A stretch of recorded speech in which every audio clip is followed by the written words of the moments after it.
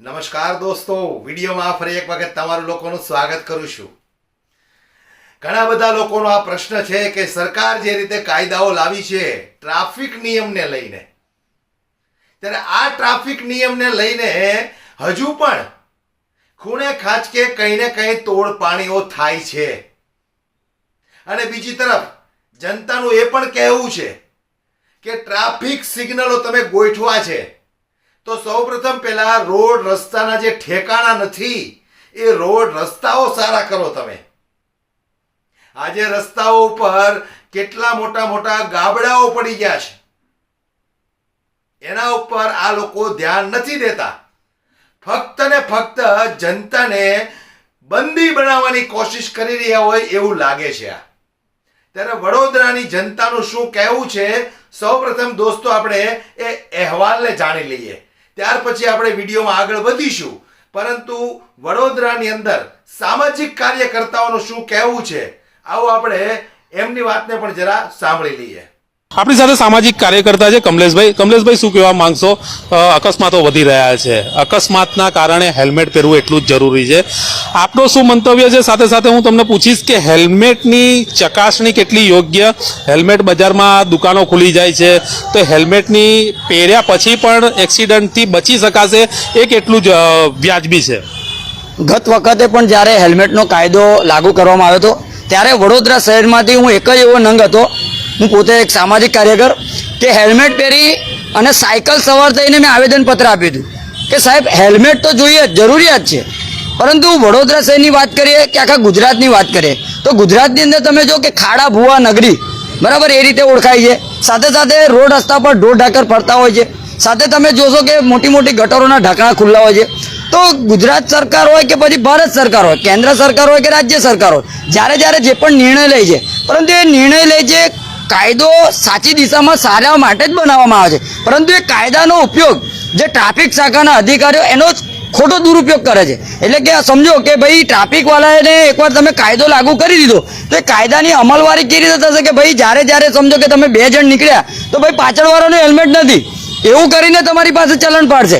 એટલે કંઈક ને કંઈક આ પઠાની ઉઘરાણી કરવાનો એક આ ષડયંત્ર છે અને આ ષડયંત્રને અમે તદ્દન રીતે નકારીએ છીએ, કારણ કે જો તમને સેફટીને સલામતીને ધ્યાનમાં રાખીને જો તમે કાયદા નિયમો લાગુ કરવા માટે ઘણા બધા પ્રયત્ન કરતા હોય, સાચી દિશામાં કરતા હોય, સારી બાબત છે, અમે સન્માન્ય રાખીએ છીએ। પરંતુ ખાસ કરીને વડોદરા શહેરની વાત કરીએ તો પહેલે તો વડોદરા શહેરની અંદર તમે જોશો કે રોડ રસ્તાના ઠેકાણા નથી, ટ્રાફિક સિગ્નલના ઠેકાણા નથી, જે જગ્યા ઉપર બ્રિજની જરૂર છે એ જગ્યા ઉપર બ્રિજ નથી, જે જગ્યા ઉપર જે કહેવાય છે કે પીળા પટ્ટા વ્હાઇટ પટ્ટાની જરૂર છે પીળા પટ્ટા વ્હાઇટ પટ્ટા નથી। એટલે ટ્રાફિક અવેરનેસ માટેની જનજાગૃતિ માટે લાખો ને કરોડો રૂપિયા જ્યારે વાપરવામાં આવતા હોય, પરંતુ એને જે કહેવાય છે કે સાચી દિશામાં વપરાતા નથી। અને ટ્રાફિક શાખાના અમલદારો પણ તમે જોશો કે રોડ રસ્તા પર બેસી રહેતા હોય છે, ફોન પર ટેલિફોનિક પર મસ્તીથી મશગુલ હોય છે, ચાની કિટલીઓ પર બેસી રહેતા હોય છે। એટલે ખાસ કરીને ટ્રાફિક શાખા મસ્ત 50 60 70 હજાર પગારદાર હોય એ લોકો તમે જો ઝાડ નીચે બેસેલા જ હોય છે અને ટીઆરબીના જવાનો ટ્રાફિક શાખાના અધિકારીઓ તરીકે કામગીરી કરતા। એટલે ખાસ કરીને હાઈકોર્ટ હોય કે સુપ્રીમ કોર્ટે તેમે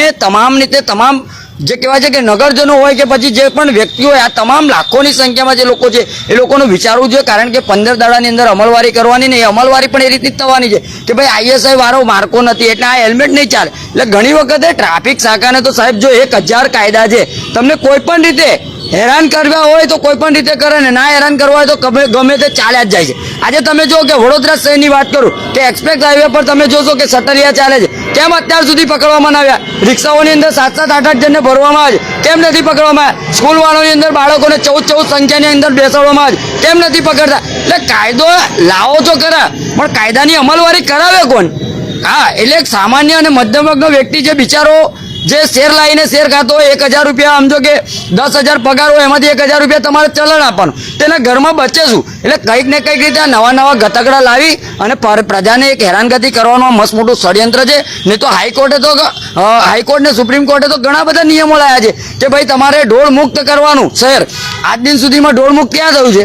તો નેતાઓને પહેલે તો તમારે ટકોર કરવાની છે જે સત્તા સંભાળતા હોય એ લોકોને તમારે ટકોર કરવાની કે ભાઈ તમારા જે વિસ્તારની અંદર તમારા શહેરની અંદર જે પણ સમસ્યા હોય એ સમસ્યાનું નિરાકરણ લાવો, જેથી કરીને આપણે નગરજનોને આજે તમે વિદેશમાં ફરીને આવ્યા, વિદેશનું સંસ્કૃતિ જોયા, તો વિદેશનું તો તમે કરવા જશો તો ઘણા વર્ષો થઈ જશે, કારણ કે ભારત ઘણું બધું પાછળ છે. અને ભારત ઘણું બધું પાછળ છે એનું મુખ્ય કારણ એ છે કે ભ્રષ્ટાચાર પુષ્કળ પ્રમાણમાં ફાલ્યો છે. એના કારણે આજે જે જગ્યા ઉપર બ્રિજની જરૂર છે બ્રિજ બને છે કરો, પરંતુ ટકલાથી બ્રિજ બને છે. જે જગ્યા પર રોડની જરૂર છે રોડ બને છે, પરંતુ એને હલકી ગુણવત્તાનું મટીરિયલ વાપરવામાં આવે છે.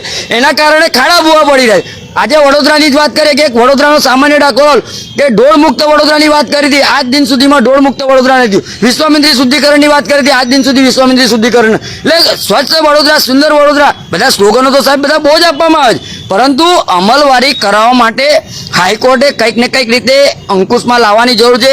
અધિકારીઓને સૂચના આપવાની જરૂર છે. જે કામચોર અધિકારીઓ ઓનલી ચલણો પાડવામાં મશગુલ હોય છે એમને સૂચના આપવાની હોય છે. કારણ કે આરટીઓમાં તમે જશો તો આરટીઓમાં તો ઘણા બધા ચિહ્નો બતાવે છે કે ભાઈ આ સાઈડ વરવાનું, આ સ્કૂલ વાન છે. મને વડોદરા શહેરની અંદર બતાવો કે કઈ જગ્યા ઉપર ચિહ્નો લાગેલા છે કે સ્કૂલ ધીમે આંકો.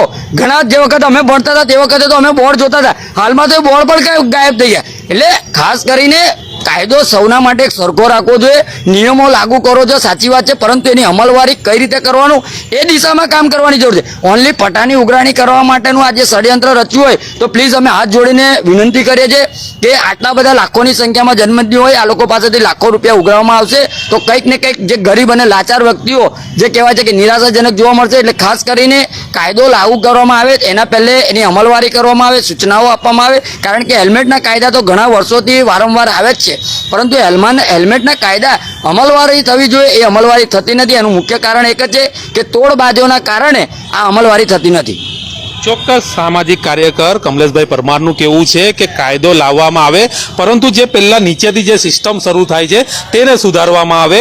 જાગૃત નાગરિક આપણી સાથે છે પંકજભાઈ દરવે. પંકજભાઈ, શું કહેવા માંગશો? જે રીતે આ કાયદો અત્યારે આદેશ આપવામાં આવ્યો છે, હજુ 15 દિવસનો સમય છે, ત્યારબાદ નિર્ણય લેવામાં આવશે, કઈ રીતે જોઈ રહ્યા છો આપ?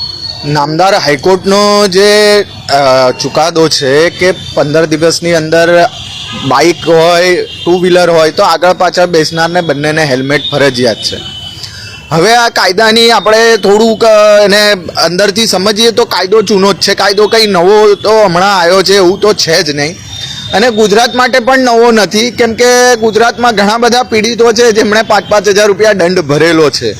કેટલાક લોકોએ નથી ભર્યો, એમનો જેમ પહેલાં કીધું વરિષ્ઠ પત્રકારે જે પ્રકારે વાત કરી કે એમના માપ પણ થઈ જાય છે અને ચૂંટણીલક્ષી એ બધા એ હોય છે. પણ આપણે જો ગુજરાતની કે ભારતની વાત કરીએ તો પહેલાં તો તમે રોડ રસ્તા, હાઈકોર્ટનો એ પણ એક એ છે ફરજમાં આવે છે કે તમે એક કાયદો બનાવો છો તો એના માટે ઇન્ફ્રાસ્ટ્રક્ચર છે કે નથી.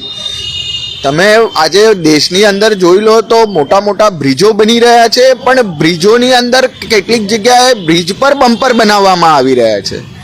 એટલે બ્રિજ પર બમ્પર હોય તો એક્સિડન્ટથી બચવું કેવી રીતે? કેમ કે તમે બ્રિજ પર જો ડિવાઈડર ઓલરેડી આપેલા છે, તમે પછી ત્યાં બમ્પર બનાવવાની શું જરૂર છે? એવા જગ્યાએ અકસ્માતોનો મોટો ભય છે. વડોદરામાં લાલબાગ બ્રિજ આ આવી ખોટી ડિઝાઇનનો મોટો ઉદાહરણ છે. આવી રીતે બીજા બધા બ્રિજ પર પણ આવી વ્યવસ્થા છે. એટલે મહાનગરોની અંદર તમે આ પ્રકારના કાયદાઓનું ઇમ્પ્લિમેન્ટેશન વિચારો છો તો પહેલાં એક તો હાઈકોર્ટને હું વિનંતી કરીશ, તમારો કાયદો માનવા માટે પ્રજા બંધાયેલી છે એ 100% છે, પણ પ્રજાનું પણ ક્યાંક હિત તમારે જોવું પડશે. કેમ કે હેલ્મેટ પહેરીને પણ જો એનું મૃત્યુ ટળવાનું ન હોય કાં તો અકસ્માત ટળવાનો ન હોય તો પછી હેલ્મેટના કાયદાનો કોઈ મતલબ નથી. લોકોના ખોટા ખિસ્સા ખાલી કરવાનું કામ છે.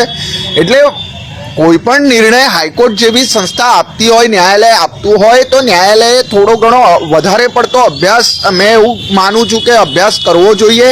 કેમ કે એમના ભૂતકાળના પણ ચુકાદાઓ છે જ. આવા જ ચુકાદા તમે રિપીટ કરો છો તો એ વખતે તમારો ભૂતકાળમાં શું ખામી રહી ગઈ કે કાયદો અમલવારી ન થઈ શકી. જેવી રીતે ઢોરનો વિશે એમણે ટિપ્પણીઓ બહુ સારી રીતે કરી અને એનામાં સરકારે થોડો ઘણો એક્શન પણ સારો એવો લીધો. એવી જ રીતે ઇન્ફ્રાસ્ટ્રક્ચર તો તમે આપો. તમે ટ્રાફિક અત્યારે તમે જોશો તો વડોદરામાં 90% જે 4 રસ્તાઓ છે જ્યાં ટ્રાફિક સિગ્નલ છે ત્યાં ઝેબ્રા ક્રોસિંગ નથી. ઝેબ્રા ક્રોસિંગ કાં તો ભૂસાઈ ગયા છે કાં તો નવો રોડ બન્યો છે, ત્યાં ઝેબ્રા ક્રોસિંગ જ નથી. તમે ચાલનારા રસ્તે ચાલનારાને રોડ ક્રોસ કરવો હોય તો ત્યાં તમે સિગ્નલ મૂક્યું છે, પણ ક્યાંથી ક્રોસ કરવું? જો ટ્રાફિકના નિયમોની જ આપણે કાયદેસરતાની કે કાગળ પર જે નિયમો છે એની જ વાત કરીએ તો આ પ્રકારની જડતા, નિયમોમાં જે જડતા છે એના કારણે ભારતમાં નિયમો ઇમ્પ્લિમેન્ટ નથી થઈ રહ્યા. અને એટલા માટે નામદાર હાઈકોર્ટ હોય કે સુપ્રીમ કોર્ટ હોય, એમને નિયમોની જડતાથી બહાર જઈને એક થોડો વિચાર કરવો જોઈએ કે જનતા આનું પાલન નથી કરી શકતી. કેમ નથી કરી શકતી? આમાં 50% લોકો હોય છે જેમને પાલન કરવું જ નથી હોતું, પણ 50% જે લોકો છે જે વિચારે છે કે અમે પાલન કરીએ, પણ કરવા માટે ઇન્ફ્રાસ્ટ્રક્ચર તો હોવું જોઈએ. તમે રસ્તાની વચ્ચોવચ્ચ નહીં ચાલવું, પણ ફૂટપાથ તો હોવો જોઈએ.